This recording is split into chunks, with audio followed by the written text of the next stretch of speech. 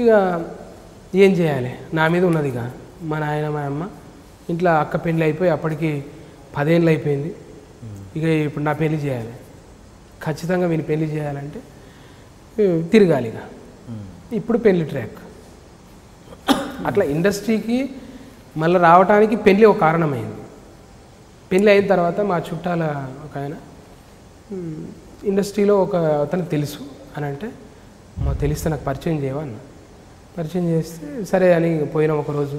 ఇక ఆయన చేతకు తీసుకొని పెళ్ళికి చేతకు పెట్టరు ఇక, ఆ చేతకు తీసుకోవాలి, నేను వాళ్ళ ఊరికి పోవాలి, ఆ ఊరు నుంచి ఆయన తీసుకొని పోవాలి.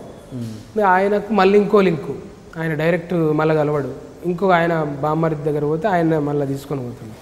అట్లా ఇద్దరిని పట్టుకొని పోతే ఆయన ఏదో బిజీలో ఉండే. అప్పుడు భరద్వాజ్ గారి కంపెనీలో ఆయన మేనేజరు, దేవి కమల్ కంబైన్స్ అని, కేసీ శేఖర్ బాబు, తమ్మారెడ్డి భరద్వాజ్ గారు. అది అప్పుడు ఏమైంది ఈవేళ అనుకుంటా, లయ, సాయి కిరణ్ హీరో. ఆ సినిమా జరుగుతుంది.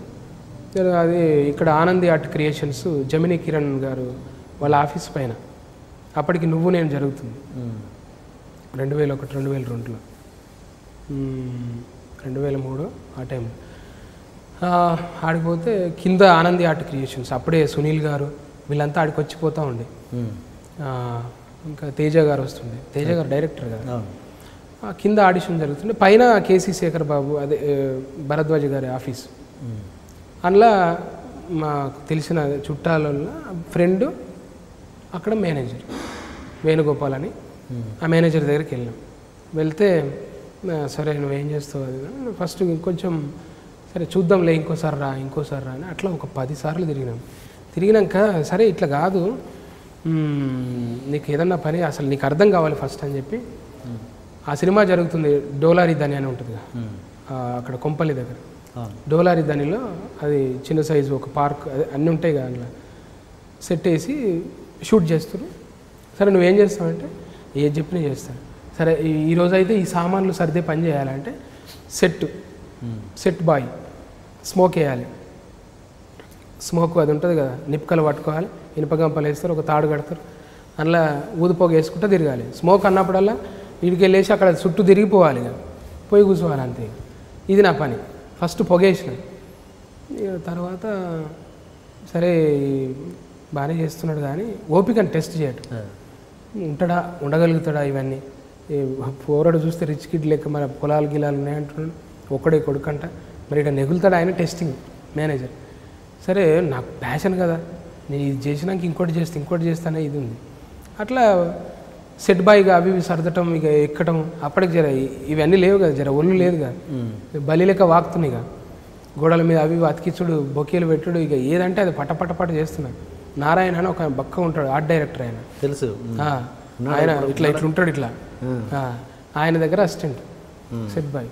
ఇక అట్లా ఒక వారం 15 రోజులు చేసినాక ఆయనకి ఓకే ఇక టెస్ట్ పాస్ అన్నట్టు అనుకున్నాడేమో. ఇది వద్దులే నీకు ఇంకేమి అని అంటే, ఇంకేమి ఇంట్రెస్ట్ అంటే, నేను ఏముంది ఫోక్ సాంగ్స్ పాడతా, వాయిస్ మంచిగా ఉంటుందని అంటారు అందరూ.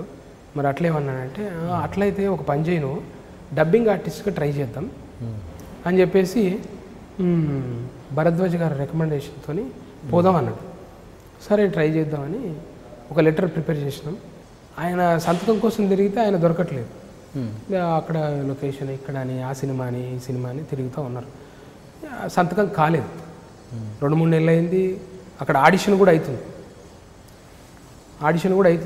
2000 సంవత్సరంలోన ఆడిషన్, 2002 ఆడిషన్ జరుగుతుంది. 2000లో మ్యారేజ్ అయింది, 2002లో ఇది ఆడిషన్ జరుగుతుంది.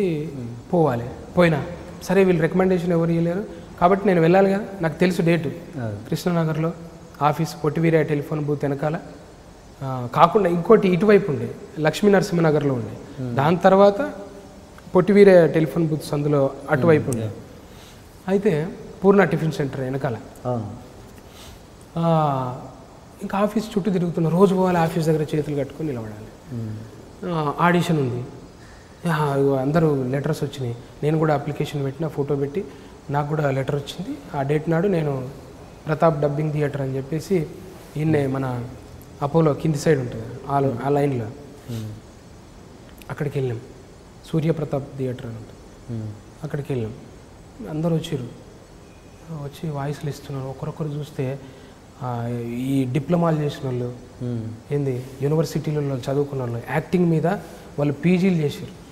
అట్లాంటి వాళ్ళు వచ్చారు. వాళ్ళు అమ్మ అనర్గళంగా మాట్లాడుతున్నారు. ఏ డైలాగ్ ఇచ్చినా అది ఇచ్చిందే ఫస్ట్ ఎట్లా అంటే శ్రీ భ్రమరాంబ మల్లికార్జున స్వామి దేవస్థానం అన్నట్టు అన్ని ఒత్తులు అల్లులు అన్ని పలకాలంట. నోరు తిరుగుతుందా? మనమేమో పక్కా రూరల్ తెలంగాణ, ఇవి గ్రాంధికం ఇస్తే అవుతుందా అని సరే చేసినాం. గంట ముందే పేపర్ ఇస్తారు, అది డైలాగులు, ఒకటే డైలాగులు 4 రకాలుగా చెప్పాలి అంటే సరే ఏదో ఒకటిగా కాపీ కొట్టుడు అలవాటు కదా, ఎవరు చేస్తుంటే అట్లా చేయాలి ఇట్లా చేయాలని నలుగురి దగ్గర పోయి చూసి ఇప్పుడు సక్సెస్లో ఉన్న చాలామంది నాతో పాటు వచ్చిన వాళ్ళు ఓకే ఆ బ్యాచ్ 2002 బ్యాచ్. వాళ్ళందరితో పాటు నేను ఆడిషన్ ఇచ్చిన. పేర్లు చెప్తే తప్పే ఉంది, సక్సెస్లో ఉన్న వాళ్ళే కదా ఎట్లా. రాధాకృష్ణ అని ఉన్నాడు. రాధాకృష్ణ ఎవరు? రాధాకృష్ణ అంటే ఇప్పుడు ఆర్టిస్టా? లేదు, డబ్బింగ్ ఆర్టిస్ట్. అంటే వాళ్ళు చెప్పొచ్చో చెప్పకూడదు, బిగ్ బాస్ వాయిస్లో తెలుసు. రాధాకృష్ణ అప్పుడు నాతో పాటు వచ్చింది. హోల్డ్లో పెట్టారు, ఇవ్వలేదు. సరే ఎవరు రికమెండేషను కొంచెం ఉంటేనే అయ్యేటట్టుంది. ఇక 2002లో కార్డు రాలేదు. మళ్ళీ 2005లో 2 ఇయర్స్కి ఒకసారి పెట్టేది. 2002 తర్వాత 2004లో పెట్టారు. మళ్ళీ పెడితే దానికి కూడా అటెండ్ అయినా. అప్పుడు ఏం జరిగిందంటే ఇక ఆ మేనేజర్ సరే ఆయన బిజీ అయిపోయాడు, ఆయన పనిలో ఆయన బిజీగా ఉండు, పట్టించుకోవట్లేదు. నేనేం చేయాలి? సరే నాకున్న సరే పరిచయమైన ఆఫీస్ ఉంది. ఆఫీస్ మళ్ళీ ఎల్ఎన్ నగర్ నుంచి కృష్ణానగర్ షిఫ్ట్ అయింది. అక్కడ మళ్ళీ నిలబడటం, అది ఎప్పుడో సంవత్సరం తర్వాత ఉంది ఆడిషన్, ఇప్పటి నుంచే నిలబడుతుంది కదా. అక్కడ పరిచయమైన మిఠాయి చిట్టి గారు అని లావు ఉంటాడు. మిఠాయి చిట్టి ఆయన క్యారెక్టర్ ఆర్టిస్ట్ కూడా, చాలా సినిమాల్లో క్యారెక్టర్ ఆర్టిస్ట్, బాగా లావుగా ఉంటాడు. ఇప్పుడు ఆయన ఉంటాడుగా మన కిషోర్ దాస్ అని, అట్లనే ఉండేటాడు ఆయన కూడా. అట్లా ఆయన పరిచయం చేసుకున్నా మెల్లగా. ఎట్లా చేసుకున్నా అంటే శబ్దాలయ, ఇప్పుడు మల్లెమల శ్యాంప్రసాద్ రెడ్డి గారి ఆఫీసు, అక్కడే డబ్బింగ్ థియేటర్ కాబట్టి అక్కడ చాలామంది వస్తుండే. అక్కడిట్లా పోయినా మళ్ళా అంటే ఒక ఎలక్ట్రీషియన్. ఎలక్ట్రీషియన్ అంటే ఊర్లలో అంటే జర వివక్షత ఉంటుంది కదా. ఊర్లలో అంటే వాళ్ళతో తిరుగుతున్నావు, నువ్వు వీళ్ళతో తిరుగుతున్నావు, ఏంది నువ్వు అని అంటారు కదా. అట్లా ఒక అనకూడదు కానీ వాళ్ళు పక్కా మాస్ ఆ ఫ్రెండ్స్. ఓకే, వాళ్ళు తిరుగుతారు, అక్కడ ఇక్కడ ఉంటారు.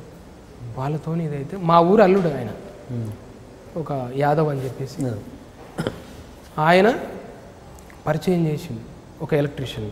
ఆ ఎలక్ట్రీషియన్ ఏడా సినిమా ఫీల్డ్లో పనిచేస్తాడంటే శబ్దాలయలో జనరేటర్ ఆపరేటర్, జనరేటర్ ఉంటుంది కదా దాని ఆపరేటర్ అండ్ ఎలక్ట్రీషియన్ కూడా చదువుకున్నాడే. అట్లా ఉంటాయిగా క్వాలిఫికేషన్తో వచ్చిన జాబ్. అట్లా ఆయన పరిచయం చేసుకొని జనరేటర్ రూమ్లో మెల్లగా తావరం చేసింది. ఆడ కూర్చుని పెట్టినాం ఆయనతో మంచిగా. ఇట్లనే ఈ ఆచారి క్యారెక్టర్లు, ఇంకా బిత్రి సత్తి క్యారెక్టర్ అవి చెప్తుంటే ఫుల్ ఎంటర్టైన్. ఆయన నన్ను ఎప్పుడు ఎంబడి పెట్టుకొని తిరుగుతున్న క్రమంలో ఆ శబ్దాలయలోనే చిరంజీవి గారు వస్తుండే. ఆ శబ్దాలయలోనే చాలామంది డబ్బింగ్ ఆర్టిస్టులు వస్తుండే. ఈ శబ్దాలయలోనే మెగాస్టార్ గారు ఎక్కడ డబ్బింగ్ చెప్పకుండే. శబ్దాలయ ఏ సినిమా జరగని అప్పుడు ఠాగూర్ సినిమా డబ్బింగ్ జరుగుతుంది. వివి వినాయక్ గారే కదా ఆ సినిమాకి. వివి వినాయక్ గారు నేను ఫస్ట్ టైం చూడటం, డైరెక్టర్ తెలియదు కానీ చిరంజీవి గారు ముగ్గురు మనగారు లాంటి సినిమా నేను మరీ చేతులు కొట్టుకపోగా టికెట్లు తీసి సినిమా చూసినాను. అసొంటి ఒక మెగాస్టార్ను జనరేటర్ రూమ్లోంచి ఒక కిటికీలోంచి చూస్తున్నాను నేను. ఆయన అక్కడ కూర్చొని రిలాక్స్ అవుతున్నాడు. ప్రొఫైల్లో చూసిన ఇట్లా నేనైతే కిటికీ బలి లెక్కనే అతకపోయినా. ఆయన అంటుంటే మా వాడు చెప్తున్నాడు ఎలక్ట్రీషియన్, నువ్వు చూసినట్టు వాళ్ళకి తెలియవద్దు, మళ్ళీ లోపట్టుకోను అంటే తొంగి చూస్తుంది ఇక.